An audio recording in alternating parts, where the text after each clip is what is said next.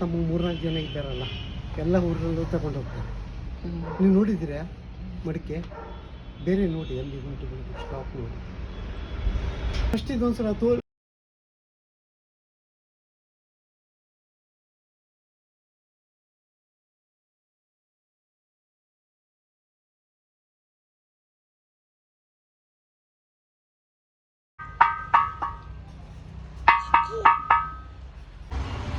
ಅದು ಉಂಟಲ್ಲ, ದಪ್ಪ ಜಾಸ್ತಿ ಆದ್ರಿಂದ ಇದಾಗುದಿಲ್ಲ. ಇದು ಫಿಲ್ಟರ್ ಮಣ್ಣಿಂದು.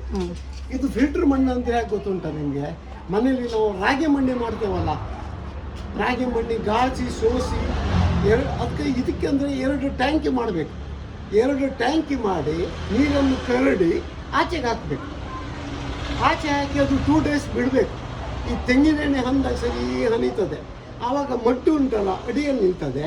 ಆಮೇಲೆ ನೀರು ಮೇಲಿಂದ ಬಿಡಬೇಕು. ಆ ಬಿಟ್ಟ ನೀರು 2 ದಿನ ಉಂಟಲ್ಲ, ಈ ಅಡಿಯಲ್ಲಿದ್ದ ಮಣ್ಣನ್ನು ತೆಗಿಬೇಕು.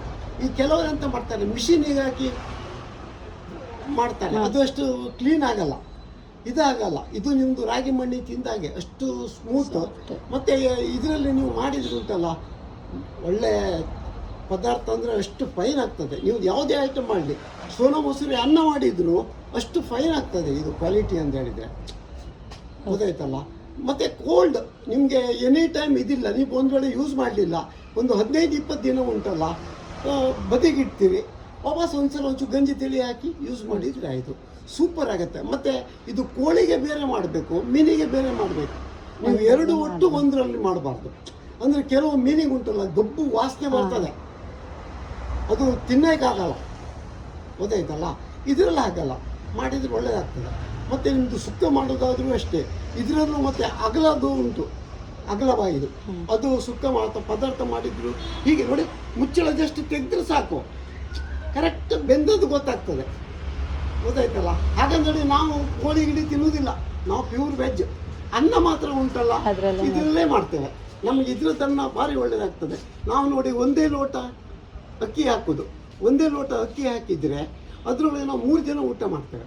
ನನಗೆ ಡಾಕ್ಟ್ರ್ ಹೇಳಿದ್ದಾರೆ ಸ್ವಲ್ಪ ಅನ್ನ ಊಟ ಮಾಡಬೇಕು, ತರಕಾರಿ ಜಾಸ್ತಿ ತಿನ್ನಬೇಕಂತೇಳಿ. ನಾನು ಹಾಗೆ ಮಾಡ್ತೇನೆ. ಈಗ ನನ್ನ ಹೆಲ್ತ್ ಕರೆಕ್ಟ್ ಉಂಟು. ನನಗೆ ನೋಡಿ 68 ವರ್ಷ, ಗೊತ್ತಾಯ್ತಲ್ಲ. ಹೀಗೆ ಒಟ್ಟು ಒಂದು ದಿವಸ ತೆಗೆಯುವುದು ಅಷ್ಟೇ. ಇದು ಬೇಕೆಂದೇಳಿ ವ್ಯಾಪಾರ ಮಾಡೋದಲ್ಲ, ನನಗೆ ಸುಮ್ಮನೆ ಕೂತ್ಕೊಳ್ಬೇಕಲ್ಲ ಅಂತ ವ್ಯಾಪಾರ ಮಾಡೋದು. ಅಂದರೆ ನಮ್ಮ ತಂದೆಯವರು ಒಂದು ದೊಡ್ಡ ಗೋಡನ್ ಕಟ್ಟಿದ್ದಾರೆ, ಗೊತ್ತಾಯ್ತಲ್ಲ. ಸುಮ್ಮನೆ ಕೂತ್ಕೊಳ್ಳೋ ಬದಲಿಗೆ ಒಂದು ವ್ಯಾಪಾರ ಅಷ್ಟೇ. ಇದು ವ್ಯಾಪಾರ ಒಂದು 4 ಜನರಿಗೆ, ಕುಂಬಾರರಿಗೆ ನಾವು ಮಾಡಿ ಕೊಟ್ಟಾಗತ್ತೆ.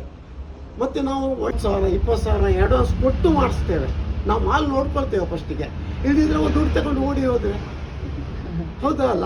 ನೀವು ಬ್ಯಾಂಕಿಗೆ ಹೋದ್ರು ನಿಮಗೆ 100 ರೂಪಾಯಿ ಸಾಲ ಸಿಕ್ಕಲ್ಲ, ಕೊಡೋದಿಲ್ಲ. ನಾನು ಕೊಡ್ತೇನೆ. ಎಷ್ಟೋ ಜನರು ಕುಂಬಾರಿಗೆ ಕೊಟ್ಟು ನಾನು ಉದ್ಧಾರ ಮಾಡಿದ್ದೇನೆ, ಗೊತ್ತಾಯ್ತಲ್ಲ. ಇಷ್ಟು ವರ್ಷ ಆಯ್ತು ನಾನು ವ್ಯಾಪಾರ ಶುರು ಮಾಡಿ, ಸಾಧಾರಣ 35-40 ವರ್ಷ ಆಯಿತು ಹಾಗೆ.